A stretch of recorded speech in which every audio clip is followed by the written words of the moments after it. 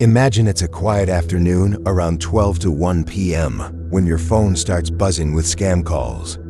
You know the drill: decline, decline, and then out of nowhere, the third one hits.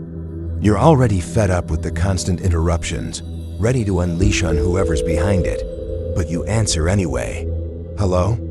You say, expecting the usual sales pitch or robotic voice, but what you hear instead isn't anything like that. There's a woman crying. She's sobbing, and it doesn't sound like some random distress. It's raw real. You freeze for a second, unsure if you heard it right. Are you okay? You ask, trying to make sense of it. There's no immediate response, just the soft, choked sobs echoing through the phone. And then, something strange hits you. The voice, it's familiar. It sounds like someone you know, but who? You rack your brain, trying to place it. You don't know this number, but the voice, it's so distinct. The more you listen, the more it feels like you're hearing the anguish of someone you've known for years. The confusion creeps in, mixing with a rising unease.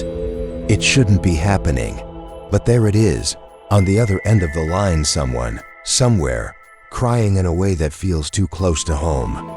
The sobbing on the other end didn't stop. It was almost as if they couldn't breathe, choking on their own words. Every sound they made only seemed to add to the weight of the moment. Then, through the tears, you finally hear the plea. Asterisk, pick me up, pick me up. The words repeated over and over, each one growing more frantic. By now, you're completely thrown off. Your mind races with confusion. This is strange. It feels like they've dialed the wrong number, but they don't seem to realize it. Who are you? You finally ask, trying to make sense of the whole mess. The response is quick, almost too quick. Asterisk, you know who I am, please pick me up. It's unnerving.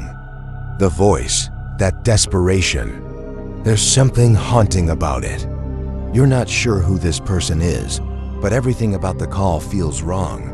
Something's off. It's that gut feeling you can't ignore, the kind that gnaws at you until you can't focus on anything else. You glance at the number and your heart sinks. There's something about it that looks odd, almost like it could be from a school, but even as you try to piece it together, you push the thought away. Could it really be? No, it's got to be a mistake. But your unease won't let go. The sobs continue, desperate and urgent. You can't shake the feeling that this person, whoever they are, might be in serious trouble, or worse, maybe they're missing. You almost want to hang up, to escape the whole situation, but that gut instinct holds you there, keeping you on the line. The voice is pleading, and something about it makes you think maybe they really do need help. It felt ridiculous to even entertain the thought, but who wouldn't have? A woman crying, begging for help, desperate for anyone to pick her up. It's one of those moments where fear starts to take over, and your mind races to the worst possibilities. Are you okay? You ask again, hoping for some kind of clarity. But all you get is more sobbing, loud, uncontrollable crying that lasts for what feels like forever. It's unbearable.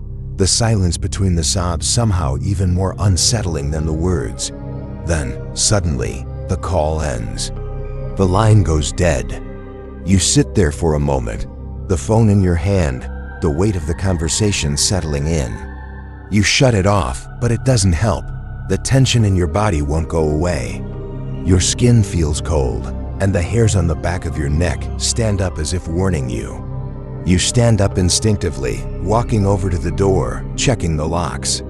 It's the kind of paranoia that creeps into your bones, making you double-check everything, as if you might have missed something. What could have been so urgent? What made that woman call maybe a parent, someone she trusted, but dialed the wrong number in her panic? You'll never know. She never called back. The silence that followed felt even worse, a stillness that pressed in on you. No more scam calls, nothing. Just an eerie quiet that hangs in the air, unsettling in its calm. The whole experience has left you on edge, constantly looking over your shoulder, always wondering, What if that woman really was in trouble? And if she was, what happened to her after the call? You never found out. But the silence that followed hasn't quite settled. You've been left with that uneasy feeling, the kind of paranoia that sticks with you long after the call ends. And it's hard to shake. What happened during that call? Could it have been a twisted prank?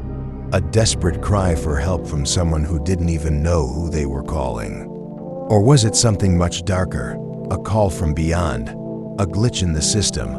Or maybe even a call meant for someone else in another time or place? There's a theory that when we're on the edge of sleep or in a heightened state of stress, our minds can play tricks on us, causing us to hear things that aren't there or to sense a presence that feels all too real. But could it be that this wasn't a trick at all? Perhaps it was someone or something genuinely in distress, reaching out for help to the wrong person. A stranger caught in a moment of terror, reaching out across a twisted web of fate. Or maybe, just maybe, it was a warning, a cry from another world, trapped in a loop, forever trying to reach someone who might finally listen. Whatever the truth is, it's clear that this call left a mark. A scar of mystery, lingering questions, and an unnerving silence that followed. If you found this story as chilling as it was mysterious, be sure to check out the next one, because what's coming next might be even darker, more mysterious, and far more terrifying. Stay tuned. Imagine moving into a new home, thinking it's a fresh start, only to have a late-night knock turn everything into a nightmare. That's exactly what happened in this chilling story. She had just settled into her new house in Altoona, Pennsylvania, a single mother in her mid-40s, trying to build a life for herself and her 4-year-old son. The days were spent unpacking, adjusting, and making the unfamiliar space feel like home. It had only been a few weeks since they moved in when, late one night, an unexpected sound shattered the quiet. Someone was knocking on the front door. Her son lay fast asleep on the couch, his small body curled up under a blanket, undisturbed. Meanwhile, she had been busy putting things away, still in the process of organizing their new life. The knock was firm but hesitant, the kind that makes a person uneasy without knowing exactly why. Curious but cautious, she pulled the curtain aside and peered outside. A petite young woman stood there on the porch, visibly trembling, arms wrapped around herself as if she were freezing. Something about the scene felt off, keeping the chain latch secured. She cracked the door open, just enough to speak through the small gap. Her voice was firm, but not unkind as she asked what the woman wanted. The young woman's voice was shaky as she explained that she had locked herself out of her house. She asked if she could come in to use the phone. Still keeping the chain secured, the mother pressed for more details. "Where do you live?" she asked. The woman quickly gave an address, describing a house about a block away, just around the corner. On the surface, it sounded reasonable, but something about it didn't sit right. Her mind worked fast, analyzing the details. If this woman really lived so close, why had she come all the way here? She would have passed at least half a dozen houses along the way, houses with their porch lights on, signaling that someone was awake. More importantly, right across the street, there was an old but still working payphone. If she truly needed help, she had options much closer than this doorstep. A chill ran through the mother, but she kept her expression neutral. Something wasn't adding up. The uneasy feeling in her gut wouldn't go away. She glanced back at her sleeping son on the couch, his small frame rising and falling with each peaceful breath. There was no way she was letting a stranger inside, not with him there. "I don't have any change for the payphone," she told the woman, her voice firm, but not unkind. The cold night air seeped through the doorway, and despite her instincts screaming at her to shut the door, she couldn't ignore the fact that it was freezing outside. Compromise, that was the safest option. Reaching for an old coat, she held it out through the small gap, along with her cell phone. "Here," she said, keeping a careful eye on the woman. "Use this, but when you're done, Leave the phone in the mailbox and bring my coat back tomorrow." The woman accepted both without hesitation, then turned and walked to the far end of the porch. That's when things got even stranger. Instead of making the call right there, she moved out of earshot, lowering her voice as she spoke to someone on the other end. The mother strained to hear, but it was no use. She had no idea who the woman was talking to or what was being said. A sense of unease prickled at the back of her neck. She wasn't about to stand there with the door open any longer. "Just leave the phone when you're done," she reminded the woman before firmly shutting the door. Minutes passed. Eventually, she checked the mailbox. Her phone was there. But the coat? The woman never brought it back. And somehow, that small, insignificant detail made everything feel even worse. The weeks that followed were anything but normal. At all hours of the day and night, the phone would ring. Sometimes there'd be nothing but silence on the other end. Other times, unfamiliar voices demanded to know who she was before abruptly hanging up.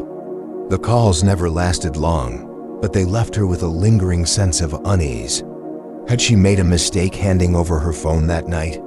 Was it just a coincidence, or had her number somehow gotten into the wrong hands? Then, months later, everything clicked into place. One morning, she picked up the local newspaper and felt her stomach drop. Right there, plastered across the front page, was the face of the young woman from that freezing winter night, the same woman who had knocked on her door, shivering and pleading to use the phone. Only now, she wasn't alone. Alongside her were 10 other suspects, all arrested in a massive drug bust. A chill ran through her body as the memories came flooding back. The sleeveless shirt in the dead of winter, the way she had ignored all the closer houses, the hushed phone call at the edge of the porch.